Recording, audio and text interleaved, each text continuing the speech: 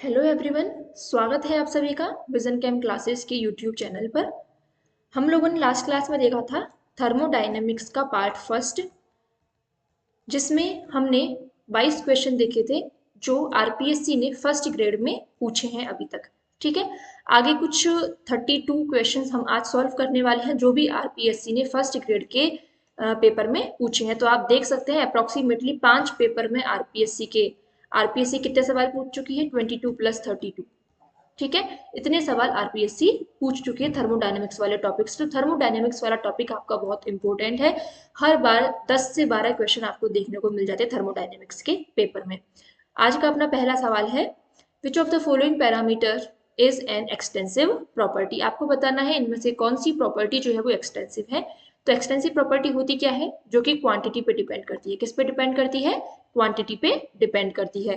ऐसी ही दूसरी प्रॉपर्टी होती है इंटेंसिव प्रॉपर्टी, जो कि क्वांटिटी पे डिपेंड नहीं करती है। तो ये दोनों में अंतर होता है। ठीक है, यहाँ मैंने आपको कुछ एग्जांपल्स दे रखे हैं एक्सटेंसिव प्रॉपर्टीज को, इंटेंसिव प्रॉपर्टीज की। आप स्क्रीनशॉट ले सकते हैं और इनको याद रख सकते हैं कि कौन सी एक्सटेंसिव प्रॉपर्टी है, कौन सी इंटेंसिव प्रॉपर्टी है। ठीक है, कॉन्सेप्ट भी होता है, आप कॉन्सेप्ट भी समझ सकते हैं हर प्रॉपर्टी का कि वो एक्सटेंसिव क्यों होती है, इंटेंसिव क्यों होती है, और आप याद भी कर सकते हैं, आपकी चॉइस है।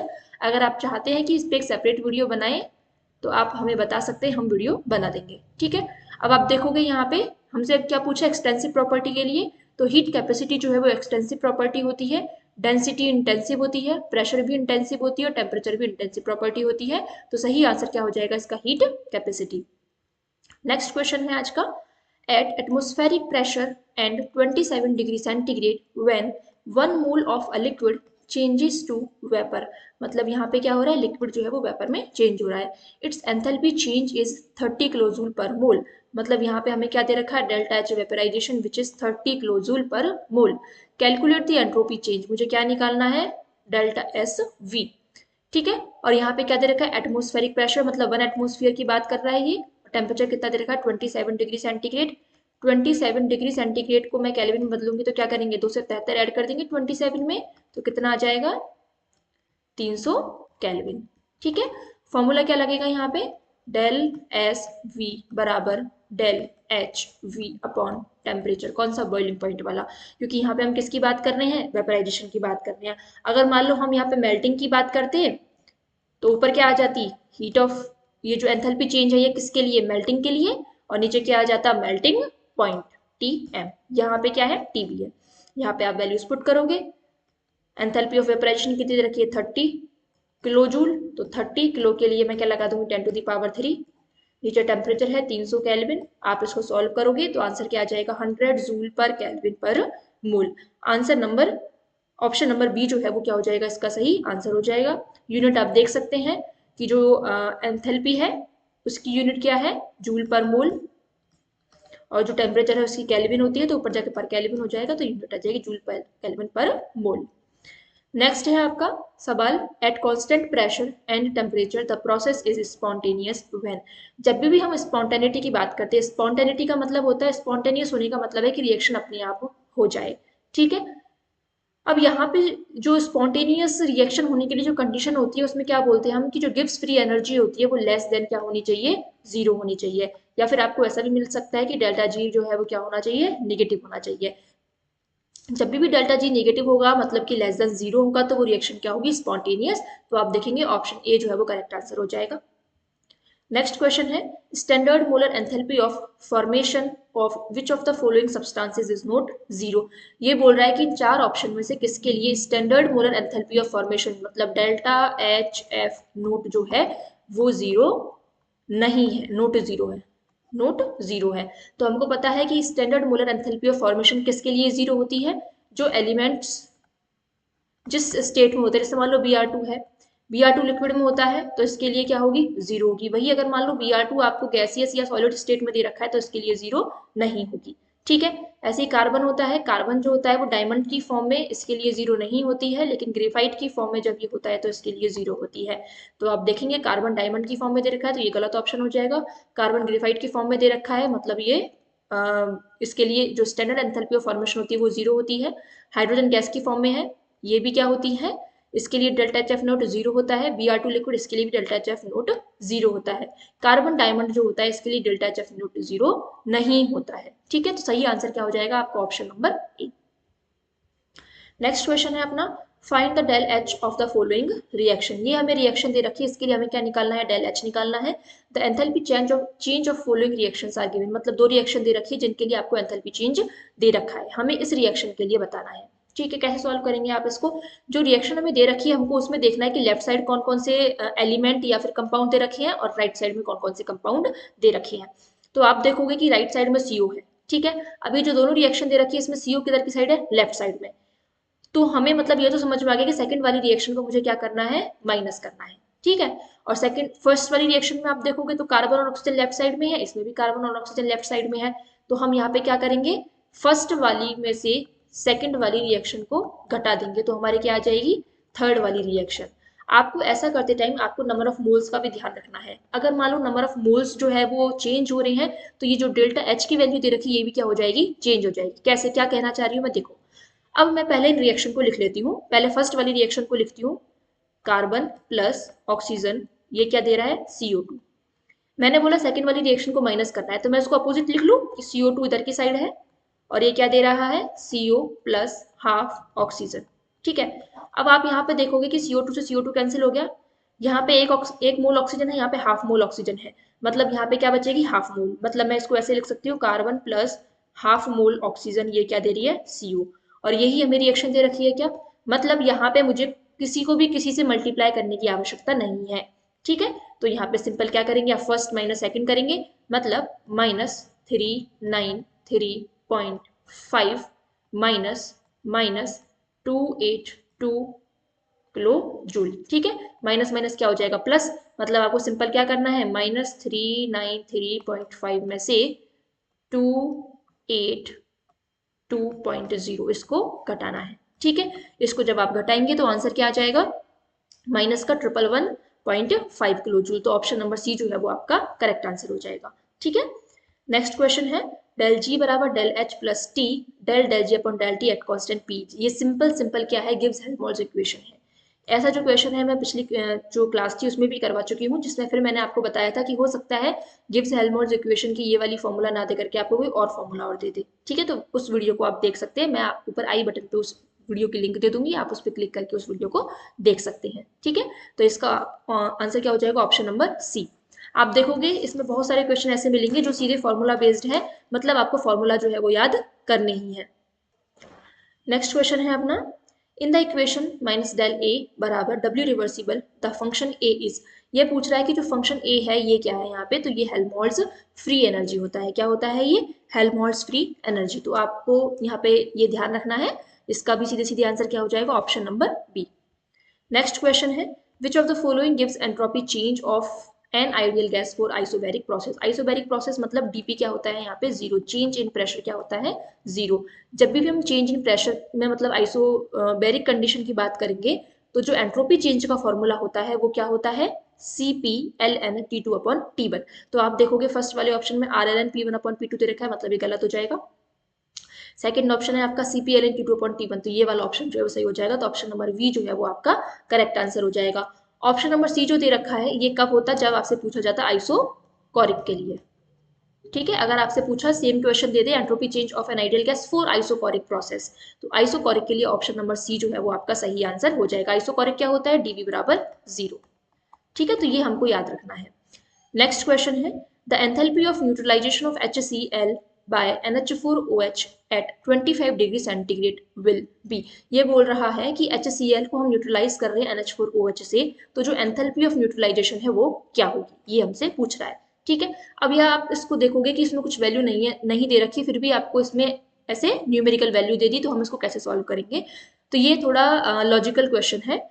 आप जब भी बात करेंगे स्ट्रॉन्ग एसिड की और स्ट्रॉन्ग बेस की, तो आप सभी को पता है कि strong acid strong base reaction करके क्या देते हैं, आपको सॉल्ट देते हैं और एक वाटर का मॉलिक्यूल यहाँ से निकल जाता है। जैसे मैं बात कर लेती हूँ HCl प्लस NaOH, ये क्या बनाएगा, NaCl प्लस H2O। हम यहाँ पे क्या बोलते हैं कि HCl चूंकि स्ट्रॉन्ग एसिड होता है कंप्लीटली आयनाइज हो जाएगा, ऐसे स्ट्रॉन्ग बेस जो है वो कंप्लीटली आयनाइज हो जाएगा। ठीक है, मतलब सारे के सारे H+ आयन जो है वो OH- आयन से रिएक्शन कर चुके होंगे, तो हमें क्या मिल रहा होगा, वाटर का मॉलिक्यूल। लेकिन वही अगर मान लो मैं ले लेती हूँ स्ट्रॉन्ग एसिड और वीक बेस, इस केस में क्या होगा कि जैसे यहाँ पे दे रखा है आपको HCl प्लस NH4OH। अब यहाँ पे क्या होगा, HCl तो कंप्लीटली आयनाइज रहेगा तो H+ आयन तो ज्यादा होगा, लेकिन OH- आयन जो है वो आपको कम मिलेगा। H+ आयन तो ज्यादा होंगे लेकिन OH- आयन जो है वो आपको कम मिलेंगे, क्योंकि ये क्या है, वीक बेस, ये आयनाइज नहीं होता है, कंप्लीटली आयनाइज नहीं होता है। ठीक है, तो इस केस में आपको ये ध्यान रखना है कि जब भी स्ट्रॉन्ग एसिड स्ट्रॉन्ग बेस के लिए बात करें तो एंथैल्पी ऑफ न्यूट्रलाइजेशन जो होती है वो आपको ध्यान रखनी है माइनस का 57.32 किलो जूल, ये आपको ध्यान रखनी है, -57.32। जब भी हम strong acid plus weak base की बात कर ले या फिर weak acid plus strong base की बात कर ले, दोनों ही केसेस में आपको एंथैल्पी ऑफ न्यूट्रलाइजेशन जो है वो कम देखने को मिलेगी, मतलब डिक्रीज हो जाएगी। अब आप देखो, ये वाली तो इसके लिए स्ट्रॉन्ग एसिड स्ट्रॉन्ग बेस के लिए तो ये तो गलत हो जाएगी। ठीक है, ये जो है कम है, 57.32 से कम है ना, तो ये वाला इसका क्या हो जाएगा, सही आंसर हो जाएगा। 61.34 जो है वो उससे ज्यादा है तो ये गलत आंसर हो जाएगा, ये प्लस में है तो ये भी गलत हो जाएगा। ऑप्शन नंबर बी जो है वो इसका करेक्ट आंसर होगा। तो आपको यहाँ पे ये ध्यान रखना है कि यहाँ पे HCl/NH4OH दे रखा है, यहाँ पे कोई और एसिड दे सकता है, यहाँ पे कोई और बेस दे सकता है, या फिर आपको मान लो वीक एसिड दे दे, स्ट्रॉन्ग बेस दे दे, तो भी आंसर जो है वो इसी टाइप का होने वाला है कि जो भी वैल्यू होगी वो माइनस का 57.32 किलो जूल से क्या होगी, कम होगी। ठीक है, तो यहाँ पे ऑप्शन नंबर बी जो है वो आपका करेक्ट आंसर हो जाएगा।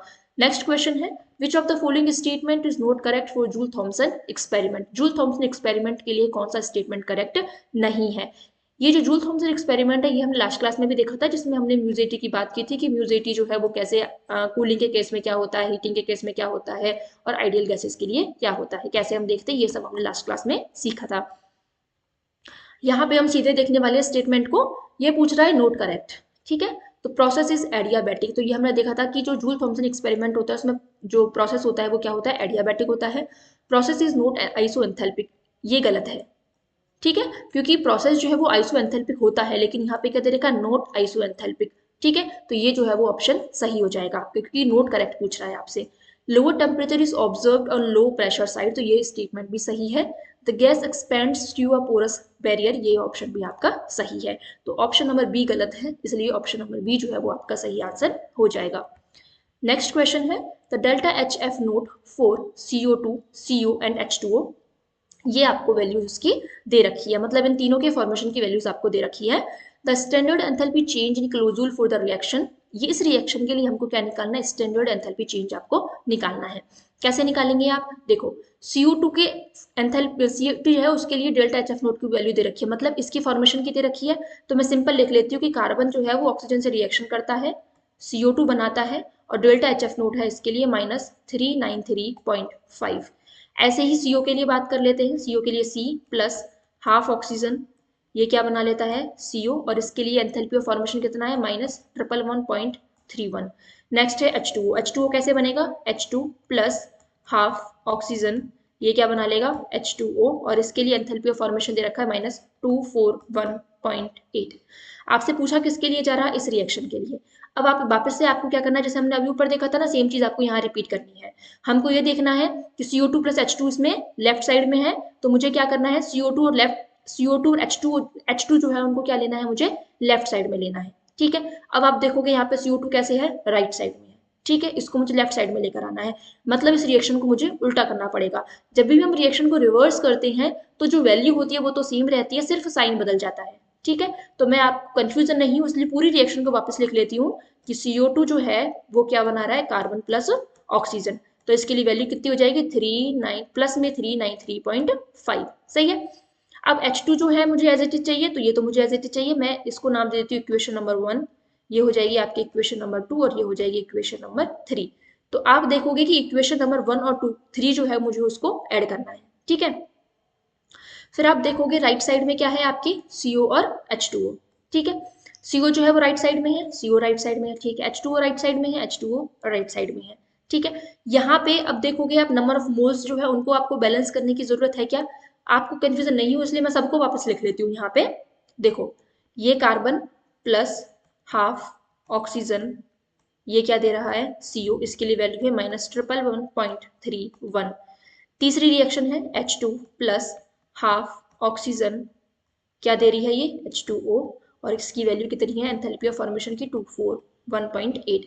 आप देखोगे यहाँ पे हाफ ऑक्सीजन से पूरी ऑक्सीजन कट जाएगी ये, ठीक है।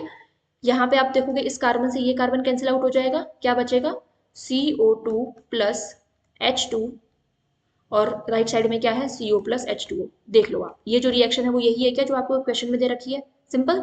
अब बस आपको क्या करना है, ये इस रिएक्शन के लिए एंथैल्पी ऑफ फॉर्मेशन पूछ रहा है, इन्हीं सबको एज इट इज आप ऐड करते जाओ। तो मैं इन दोनों को ऐड कर लेती हूँ पहले, तो दोनों माइनस की वैल्यू है, आप इन दोनों को ऐड करेंगे तो क्या आ जाएगा 111.312411.8, तो ये कितना हो जाएगा 1135 और ये 3, ठीक है। अब आप क्या करेंगे, इसमें से इसको घटाएंगे तो प्लस की वैल्यू आएगी 40.39, जो है वो आपका करेक्ट आंसर हो जाएगा।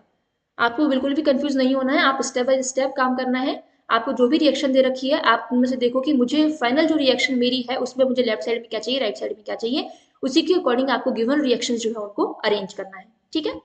The amount of heat measured for a reaction bomb calorimeter is, ये बोल रहा है कि जो बॉम्ब कैलोरीमीटर होता है उसमें जो हम हीट मेजर करते हैं वो किस फॉर्म में करते हैं, ठीक है। तो हम यहाँ पे डेल्टा ई की फॉर्म में करते हैं। डेल्टा ई जो है वो क्या है, इंटरनल एनर्जी।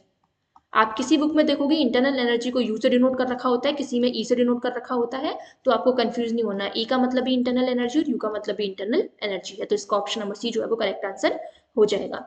नेक्स्ट क्वेश्चन है, if process is spontaneous then, अभी हमने ऊपर भी देखा था कि जब स्पॉन्टेनियस प्रोसेस है उसके लिए डेल्टा जी जो है वो क्या होना चाहिए, लेस देन जीरो या फिर नेगेटिव, तो delta G less than zero option number C है, तो ऑप्शन नंबर सी जो है इसका करेक्ट आंसर हो जाएगा। नेक्स्ट क्वेश्चन है, the volume of a gas is reduce to half from its original volume, मतलब ओरिजिनल वॉल्यूम से इसका वॉल्यूम जो है वो हमने हाफ कर दिया है, ठीक है। मतलब V जो है वो क्या हो गया 1/2 V। द स्पेसिफिक हीट जो है एक इंटेंसिव प्रॉपर्टी होती है, अभी आपको बताया था मैंने ऊपर कि जो इंटेंसिव प्रॉपर्टी होती है वो क्वांटिटी पे डिपेंड नहीं करती है। तो वॉल्यूम जो है चाहे आप हाफ करो, चाहे 1/4 करो, चाहे आप डबल करो, ट्रिपल करो, कुछ भी करो, इसके स्पेसिफिक हीट पे कोई भी इफेक्ट नहीं पड़ने वाला है, इसलिए इसका आंसर क्या हो जाएगा, रिमेन्स कांस्टेंट। ऑप्शन नंबर ए जो है वो करेक्ट आंसर हो जाएगा, क्योंकि स्पेसिफिक हीट क्या होती है, इंटेंसिव प्रॉपर्टी होती है, ठीक है। नेक्स्ट क्वेश्चन है आपका, enthalpy of sublimation of a substance is equal to, sublimation की जो एंथैल्पी होती है वो किसके इक्वल होती है। आपको पता है कि सब्लिमेशन का मतलब क्या होता है, सब्लिमेशन होता है सॉलिड का गैस में बदलना, ठीक है। मतलब सॉलिड जो है वो सीधे गैस में बदल जाए, बीच में लिक्विड में नहीं जाए। लेकिन हम जब बात करते हैं किसी भी, जैसे मान लो वाटर की बात करते हैं, तो बर्फ जो है वो पहले पिघलेगी मतलब लिक्विड बनेगी, और फिर उसके बाद में उसको गर्म करेंगे तो वेपर बनेगी मतलब गैस बनेगी। ये क्या होता है, प्रोसीजर होता है कि कोई भी कंपाउंड जो है वो पहले सॉलिड में जाएगा, सॉलिड से लिक्विड में, लिक्विड से गैस में जाएगा, ठीक है। सॉलिड से लिक्विड में जाने को हम लोग बोलते हैं फ्यूजन, और इसको बोलते हैं हम वेपराइजेशन, ठीक है। तो यहाँ पे इन दोनों को ऐड कर देंगे तो क्या आ जाएगी, एंथैल्पी ऑफ सब्लिमेशन। तो बस ऑप्शन नंबर बी जो है वो इसका क्या हो जाएगा, करेक्ट आंसर हो जाएगा। तो well stopper thermos flask containing some ice cubes is an example of, मतलब यहाँ पे किसकी बात कर रहा है, थर्मस फ्लास्क की बात कर रहा है, जो भी वेल स्टॉपर है। थर्मस फ्लास्क मतलब यहाँ पे इंसुलेशन हो गया, क्या हो गया, इंसुलेशन। इंसुलेशन का मतलब क्या हो गया, अब यहाँ पे थर्मस फ्लास्क में बात कर रहे हैं तो हीट एक्सचेंज जो है वो क्या हो गया, जीरो, या डी क्यू क्या हो गया, जीरो। तो ये किसका एग्जाम्पल है, आइसोलेटेड सिस्टम का। नेक्स्ट क्वेश्चन है अपना, according to second law of thermodynamics की जो सेकंड लॉ ऑफ थर्मोडायनेमिक्स है वो क्या बोलता है, टोटल एनर्जी इज कंजर्व्ड, ये गलत है। हीट इज कंजर्व्ड, ये भी गलत है। एंट्रोपी चेंजेस, ये आपका सही है। जो एनर्जी चेंज की जो है वो बात करता है फर्स्ट लॉ ऑफ थर्मोडायनेमिक्स, ठीक है। तो एंट्रोपी चेंज की बात कौन करता है, सेकंड लॉ, तो इसका ऑप्शन नंबर सी जो है वो करेक्ट आंसर हो जाएगा। नेक्स्ट क्वेश्चन है, the standard enthalpy of formation of which of the following substances is zero, कि स्टैंडर्ड एंथैल्पी ऑफ फॉर्मेशन, वही अभी मैंने ऊपर बताया था आपको डेल्टा एच एफ नोट, वो किसके लिए जीरो होता है, ये बोल रहा है ये। तो हाइड्रोजन गैस H2 गैस, इसके लिए क्या होता है, जीरो, तो ऑप्शन ए जो है वो आपका करेक्ट आंसर हो जाएगा, ठीक है। तो आपको ये ध्यान रखनी है, एनसीईआरटी में एक टेबल दे रखी है, मैं यहाँ पे इंसर्ट करना भूल गई हूँ। आप एनसीईआरटी में जाएंगे, हमने हमारे टेलीग्राम चैनल पर डाली है, तो आप टेलीग्राम चैनल को ज्वाइन करके वहां पे देख सकते हैं इस स्क्रीनशॉट को, कि किस किस के लिए स्टैंडर्ड एंथैल्पी ऑफ फॉर्मेशन जो है वो जीरो होती है, ठीक है।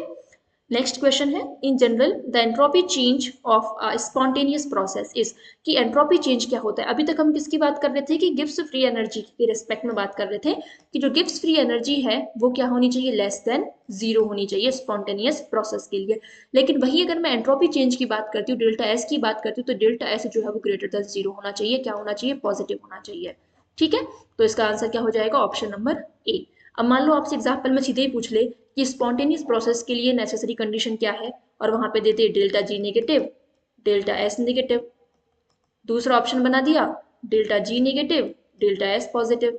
तो आप क्या करके आओगे, ये वाला ऑप्शन करके आओगे। ठीक है, ऐसे ही मान लो दो ऑप्शन और बना दिए उसने कोई, तो ये वाला ऑप्शन जो है आप सही करके आओगे कि डेल्टा जी नेगेटिव होना चाहिए, डेल्टा एस पॉजिटिव होना चाहिए। ऐसे भी हो सकता है कि वो दे दे delta G less than zero और delta S greater than zero. तो आपको इस चीज को ध्यान रखना है, आपको कॉन्सेप्ट समझना है, फिर उसके बाद में आप किसी भी सवाल को आसानी से सही कर सकते हो। नेक्स्ट क्वेश्चन है, which of the following relation is correct for enthalpy, की एंथैल्पी के लिए कौन सी इनमें से रिएक्शन सही है। तो आप देखोगे डेल्टा एच बराबर delta G upon T delta S, ये इक्वेशन कहाँ से आई है, डेल जी बराबर del H minus T del S से। तो डेल एच क्या आएगा यहाँ से, del G plus T del S, जबकि यहाँ पे क्या दे रखा है, डेल एच बराबर del G upon T del S, तो ये गलत हो जाएगी।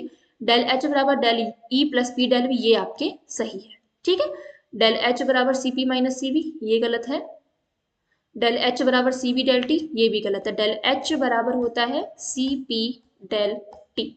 जब भी आप एंथैल्पी की बात करेंगे आप कांस्टेंट प्रेशर की रिस्पेक्ट में फॉर्मूला देखेंगे, और जब आप इंटरनल एनर्जी ई या फिर यू की बात करेंगे तो आप वहां पे किसकी बात करेंगे, वॉल्यूम की टर्म देखेंगे आप। जैसे मान लो अगर डेल्टा यू होता है वो क्या होता है, सी we del T.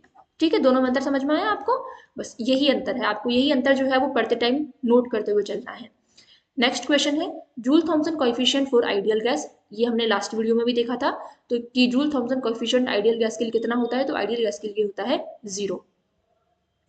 For an exothermic reaction, reactants जो है प्रोडक्ट में चेंज होते हैं, प्लस एनर्जी यहाँ पे दे रखी है, मतलब ये क्या है, एक एक्सोथर्मिक रिएक्शन।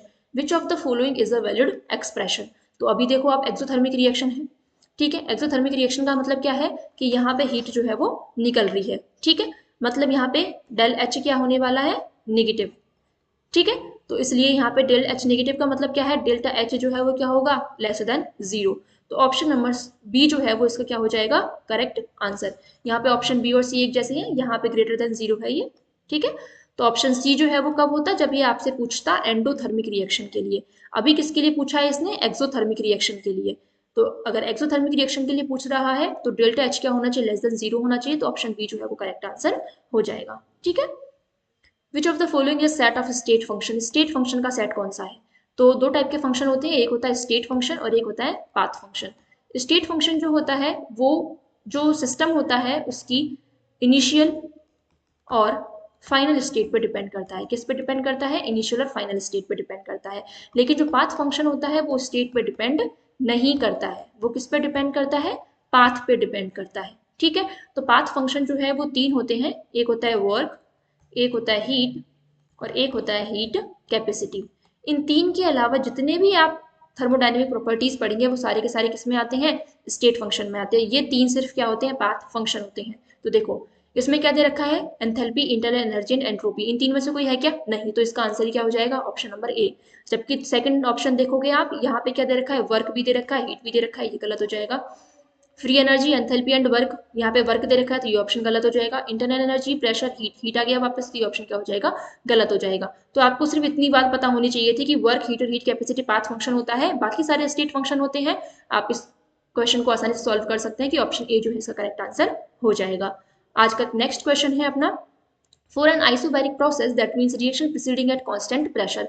हमको पता है कि आइसोबैरिक प्रोसेस जो होता है इसमें डीपी बराबर क्या होता है, जीरो। डीपी बराबर जीरो का मतलब क्या है कि रिएक्शन जो है वो कांस्टेंट प्रेशर में हो रही है, क्योंकि डीपी का मतलब प्रेशर चेंज नहीं हो रहा है, मतलब कांस्टेंट प्रेशर पे हो रही है। ठीक है, which of the following is incorrect, मतलब मुझे गलत चूज करना है कि कौन सा स्टेटमेंट एक, मतलब एक गलत है बाकी तीन सही है। तो अभी आपने देखा डेल पी बराबर जीरो होता है, तो ये बात सही है। डेल एच बराबर del E plus P del V, ये भी क्या है, सही है। डेल एच बराबर क्यू पी, ये बात भी क्या है, सही है। नेक्स्ट हम लोग बात कर लेते हैं डेल एच बराबर पी डेल वी की। तो डेल एच बराबर पी डेल वी जो है वो क्या है, गलत है। ठीक है, तो ऑप्शन डी जो है वो इसका क्या है, करेक्ट आंसर है। नेक्स्ट क्वेश्चन है अपना, ice and water are at equilibrium at 273 Kelvin because, ये बोल रहा है कि आइस और वाटर जो है वो इक्विलिब्रियम में है। मतलब ये क्या बोल रहा है कि H2O जो है वो सॉलिड में है और H2O लिक्विड में है, ये दोनों इक्विलिब्रियम पे है। अब ये पूछ रहा है इनमें क्या रिलेशन होगा। तो आप सभी को पता है कि जो इक्विलिब्रियम होती है उस पे डेल्टा जी क्या होता है, जीरो। जो गिव्स फ्री एनर्जी चेंज होता है वो क्या होता है, जीरो। अब हमको ये भी पता है कि डेल जी बराबर होता है del H minus T del S. अब डेल जी जीरो है तो मैंने जीरो रखा है यहाँ पे, और ये क्या हो जाएगा del H minus T del S. तो ये क्या हो जाएगा डेल एच बराबर टी डेल एस। ठीक है, अब आपको देखना है कौन से ऑप्शन में है ये, डेल एच बराबर T del S B option में है, तो ऑप्शन बी जो है वो करेक्ट आंसर हो जाएगा। ठीक है, नेक्स्ट क्वेश्चन है, द एंथैल्पी और heat content of a compound is equal to, कि जो एंथैल्पी या फिर हीट कंटेंट जो होता है कंपाउंड को वो किसके इक्वल होता है, तो वो हीट ऑफ फॉर्मेशन के इक्वल होता है। तो ऑप्शन सी जो है वो इसका करेक्ट आंसर है।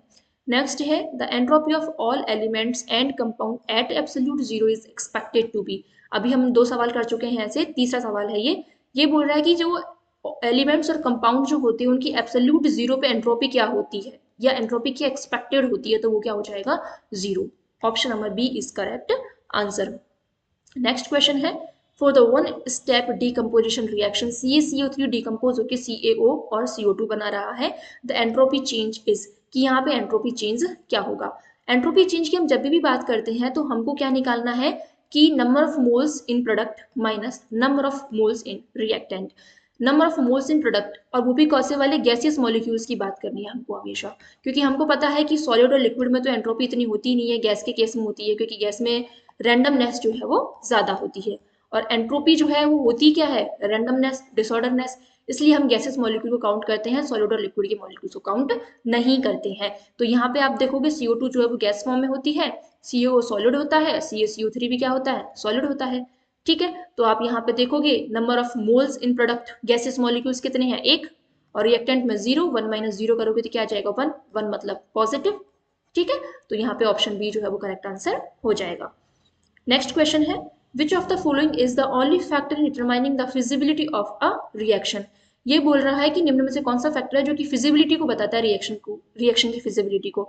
तो फिजिबिलिटी से मतलब वही वापस किससे आ गया, स्पॉन्टेनिटी से, कि स्पॉन्टेनिटी का मतलब क्या होता है कि रिएक्शन इजीली हो जाए, और वही फिजिबिलिटी का मतलब होता है, तो वापस से स्पॉन्टेनियस होने का सवाल है ये। तो हमने अभी पढ़ा था कि डेल जी जो होता है वो स्पॉन्टेनिटी को बताता है, कि डेल जी जो है वो लेस देन जीरो होना चाहिए किसी भी रिएक्शन के स्पॉन्टेनियस होने के लिए। Which of the following laws of thermodynamics is used for the calculation of absolute entropy of substance? Absolute entropy की बात कौन करता है, तो absolute entropy जो है उसकी बात कौन करता है, थर्ड लॉ करता है, और ये बोलता है कि जो जीरो केल्विन पर absolute entropy जो है वो क्या होती है, जीरो होती है। The unit of entropy is, entropy की यूनिट क्या होती है, हम सभी को पता है कि एंट्रोपी क्या होती है, तो एंट्रोपी होती है dQ अपॉन T। ठीक है, Q क्या है हीट और T क्या है टेम्परेचर। हीट जो है उसकी यूनिट क्या होती है, तो हीट की यूनिट होती है जूल पर मोल। ठीक है, टेम्परेचर की क्या होती है, केल्विन। तो ये क्या हो जाएगा, जूल पर केल्विन पर मोल। सही है, अब ये जो यूनिट होती है जूल पर केल्विन पर मोल वाली, ये होती है आपकी एसआई यूनिट। हमें किस में दे रखा है, कैलोरी में दे रखा है। कैलोरी जो है वो कौन सी यूनिट होती है, CGS यूनिट होती है। ठीक है, तो जूल की जगह अपन क्या कर देंगे, कैलोरी कर देंगे। तो यहाँ पे लिखेंगे अपन कैलोरी पर केल्विन पर मोल। अब आपको देखना है कौन से ऑप्शन में दे रखा है ये, तो आप देखो यहाँ पे कैलोरी डिग्री दे रखा है, ये गलत हो जाएगा। कैलोरी पर मोल पर केल्विन, मतलब ये ऑप्शन बी जो है वो सही है, ये गलत है और ये गलत है, ऑप्शन बी जो है वो सही है। आप यहाँ पे देखोगे, आप खुद भी इन क्वेश्चंस को एनालाइज करोगे जो आरपीएससी ने पिछले पेपर्स में पूछे हैं, तो आप देखोगे आरपीएससी का फिक्स पैटर्न है कि उसको इस पर्टिकुलर टॉपिक से सवाल पूछने ही पूछने हैं। ठीक है, तो अगर आप पीवाईक्यूज को करके जाते हैं तो आप थर्मोडायनेमिक्स से कम अगर मान लो 10 सवाल आए हैं ना, तो 5 तो आप इजीली कर दोगे अगर आपने सिर्फ पीवाईक्यूज कर लिए तो इसलिए आपको किसी भी टॉपिक के पीवाईक्यूज नहीं छोड़ के जाने हैं, पीवाईक्यूज आपको एनी हाउ कंडीशन करके ही जाने हैं। ठीक है, आज के लिए सिर्फ इतना ही। अगर आपको कोई डाउट हो आप कमेंट बॉक्स में पूछ सकते हैं। टेस्ट सीरीज हम लोगों ने निकाली है जो हम 1 मार्च से शुरू करने वाले हैं, और 1 फरवरी से आपको कुछ कंटेंट देने वाले हैं, जिसका भी हमने आपको शेड्यूल बता दिया है कि कैसे हम जेडीली के फ्लो चार्ट देंगे, जेडी के लीड के जो फ्लो चार्ट्स होंगे इनके हम आपको वीडियो भी बताएंगे कि आपको किस तरीके से उन फ्लो चार्ट्स को पढ़ना है, ठीक है। इसके अलावा पीएसपी के टेक्स्ट एग्जांपल्स मिलेंगे आपको, एनसीईआरटी के important flow charts, naming reaction मिलेंगी, जो आपकी नेमिंग रिएक्शन सिलेबस में दे रखी है उनकी पीडीएफ आपको प्रोवाइड करवाई जाएगी, उसके बाहर कोई भी नेमिंग रिएक्शन का एग्जाम्पल आपके नहीं जाएगा, ठीक है। और जो भी हम टेस्ट आपके लिए डिजाइन करने वाले हैं वो टेस्ट यहाँ से डिजाइन करने वाले हैं हम, जो कि आरपीएससी का कोर एरिया है कि आरपीएससी यहीं से सवाल पूछती है, ठीक है। आज के लिए सिर्फ इतना ही, थैंक यू।